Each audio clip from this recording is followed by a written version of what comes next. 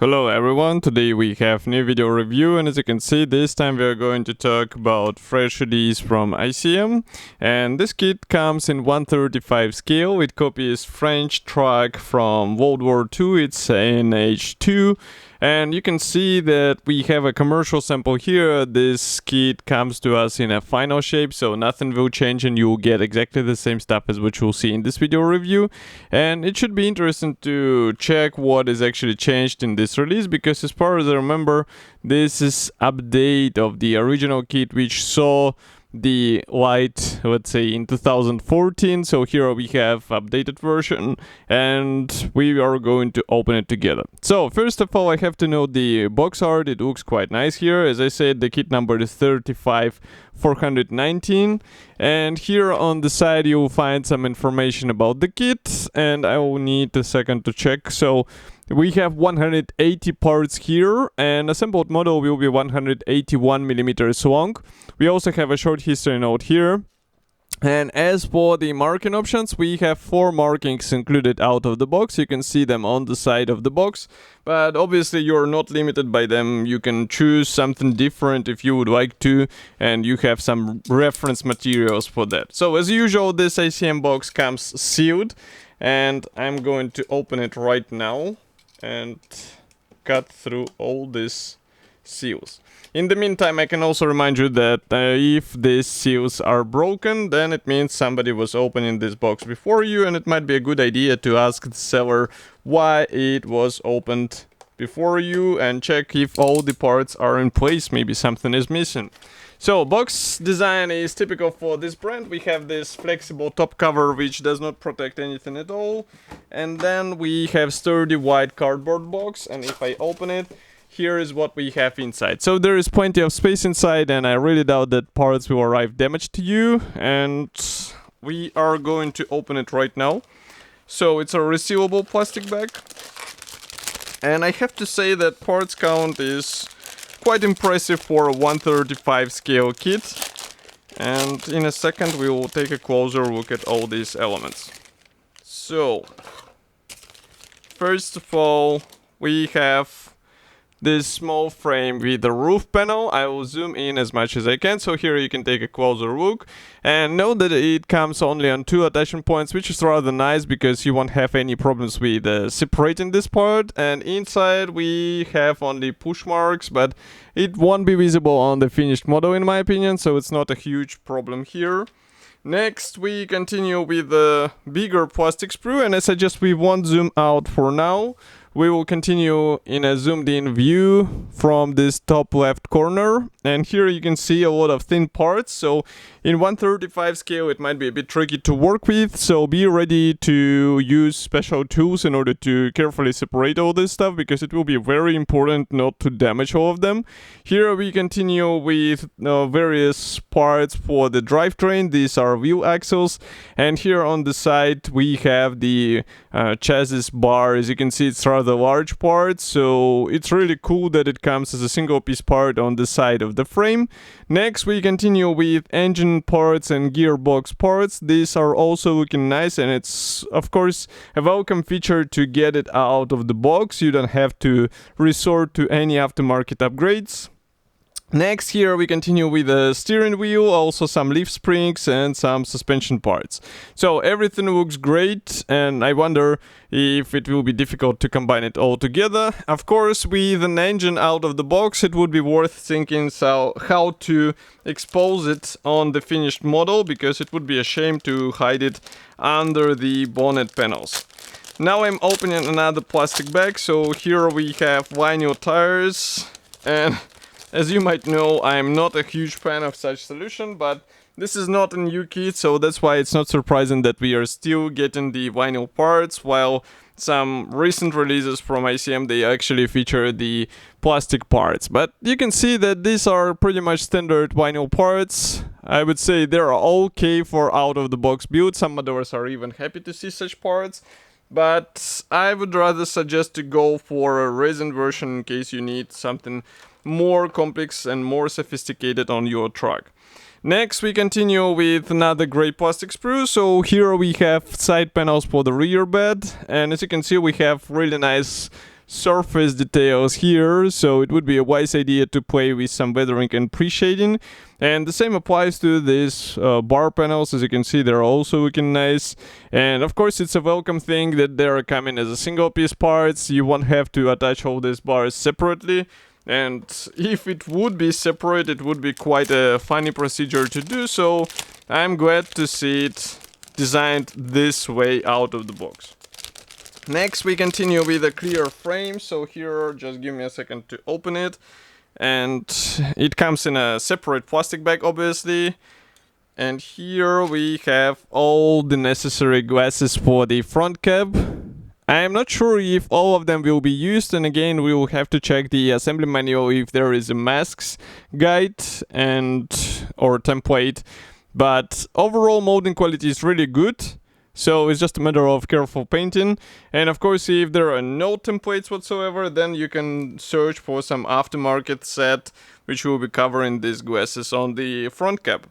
Next, we continue with another, I would say, rather big gray plastic sprue. Here we have the wheel fenders, we also have the plate for the rear section, and of course we have subframe parts which are also looking nice. Again, they're coming as a single piece parts here and here, so you just need to carefully separate them and you'll be good to go. Note that there is no wooden texture on this part, and if I flip it over here, we have some guiding elements for the supports and for the wheel fenders, so it will be easy to align everything together.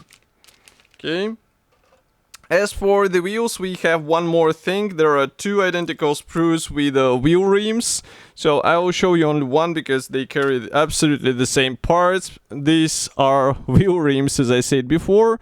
And this separate parts design, it should be easy to paint. So especially considering that we are getting the vinyl tires here, it's just a matter of careful painting these parts and inserting them into vinyl tires. And of course, if you will be getting the resin replacement, then you have to go with some masks, because usually resin parts are molded or casted as a single piece parts. Next, we have the last gray plastic sprue, so we are going to start with the corner again. Here you can see some parts for the front cap, and in my opinion they look rather decent.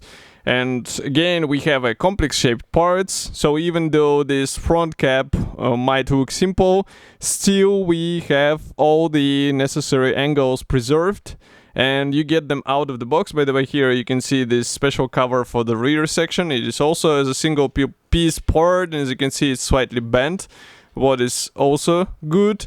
And here we continue with more bars. We have separate front doors, so you can open them and expose what is inside. And here we have side panels with the special cutouts and hinges for the doors.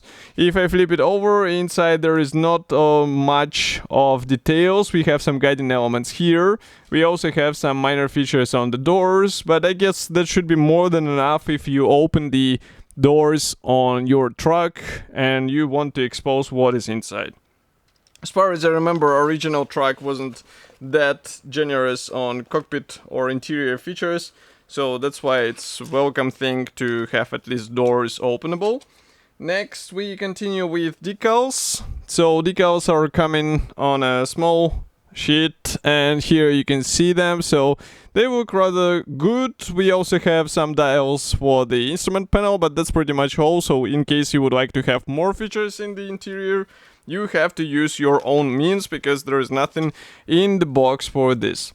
Next, I need to close the lenses a bit, zoom out, and here we have the assembly manual, obviously.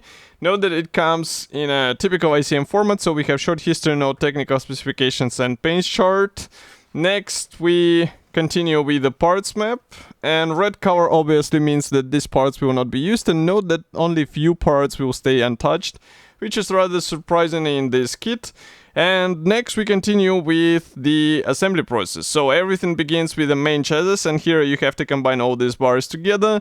Do not be worried about whole process, because we have a smart system of the guiding pins, and they should help you preserve the overall alignment between these parts. Next we continue with engine and gearbox, and as you can see, engine is nicely detailed. It would be good also to add some wiring here.